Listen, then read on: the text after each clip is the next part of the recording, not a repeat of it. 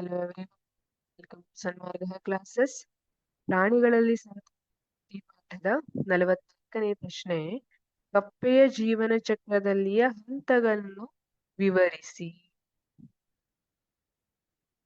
ಕಪ್ಪೆ ನೀರಿನಲ್ಲಿ ಹೆಣ್ಣು ಕಪ್ಪೆ ಮೊಟ್ಟೆಗಳನ್ನು ಇಡುತ್ತದೆ. ಗಂಡು ಕಪ್ಪೆಯು ಮೊಟ್ಟೆಗಳ ಮೇಲೆ ವೀರ್ಯಾಣುಗಳನ್ನು ಹಾಕುತ್ತದೆ. ನೀರಿನಲ್ಲಿ ನಿಷೇಚನ ನಡೆಯುತ್ತದೆ. ಮೊಟ್ಟೆಯು ಗೊದಮೊಟ್ಟೆಯಾಗಿ, ಗೊದಮೊಟ್ಟೆಯು ಬೆಳೆದ ಗೊದಮೊಟ್ಟೆಯಾಗಿ ಬೆಳೆಯುತ್ತವೆ. ಬೆಳೆದ ಗೊದಮೊಟ್ಟೆಯು ಪ್ರೌಢ ಕಪ್ಪೆಯಾಗುತ್ತದೆ. ಇಲ್ಲಿ ನೋಡಿ, ನೀರಿನಲ್ಲಿ ಹೆಣ್ಣು ಕಪ್ಪೆ ಮೊಟ್ಟೆಗಳನ್ನ ಇಡುತ್ತದೆ. ಅದರ ಮೇಲೆ ಗಂಡು ಕಪ್ಪೆಯು ವೀರ್ಯಾಣುಗಳನ್ನ ಹಾಕ್ತದೆ. ಈಗ ನೀರಿನಲ್ಲಿ ನಿಷೇಚನ ನಡೆಯುತ್ತೆ. ಇದನ್ನ ಏನಂತ ಕರಿತೀವಿ?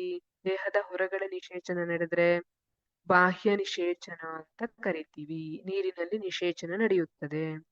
ಮೊಟ್ಟೆಯು ಗೊದಮೊಟ್ಟೆಯಾಗಿ, ಮೊಟ್ಟೆ ಇರುವಂತದ್ದು ಗೊದಮೊಟ್ಟೆಯಾಗಿ, ಗೊದಮೊಟ್ಟೆಯು ಬೆಳೆದ ಗೊದಮೊಟ್ಟೆಯಾಗಿ, ಮತ್ತೆ ಬೆಳೆದ ಗೊದಮೊಟ್ಟೆಯು ಪ್ರೌಢಕಪ್ಪೆಯಾಗಿ ಬದಲಾಗುತ್ತದೆ. ಇದು ಕಪ್ಪೆಯ ಜೀವನ ಚಕ್ರದಲ್ಲಿಯ ಹಂತ. ಈ ರೀತಿ ಬಾಹ್ಯ ನಿಷೇಚನ ಆಗುವಂತದ್ದು. ಈ ಕಪ್ಪೆಯೆಲ್ಲ ಏನ್ ಮಾಡ್ತದೆ? 100 ಮೊಟ್ಟೆಗಳನ್ನ ಇಟ್ಟು ಬಿಡ್ತದೆ. ಯಾಕೆಂದ್ರೆ ಬಾಹ್ಯ ನಿಷೇಚನ ಆಗೋದ್ರಿಂದ ಇಲ್ಲಿ ಏನಾಗ್ತದೆ, ಕೆಲವೊಂದಿಷ್ಟು ಜೀವಿಗಳಿರ್ತಾವಲ್ಲ, ಈಗ ಜಲಚರ ಜೀವಿಗಳು, ಅವು ಈ ಮೊಟ್ಟೆಗಳನ್ನ ಆಹಾರವಾಗಿ ಸ್ವೀಕರಿಸ್ತವೆ. ಹಾಗಾಗಿ ಅಲ್ಲೊಂದಿಷ್ಟು ಮೊಟ್ಟೆಗಳು ನಷ್ಟವಾಯ್ತು.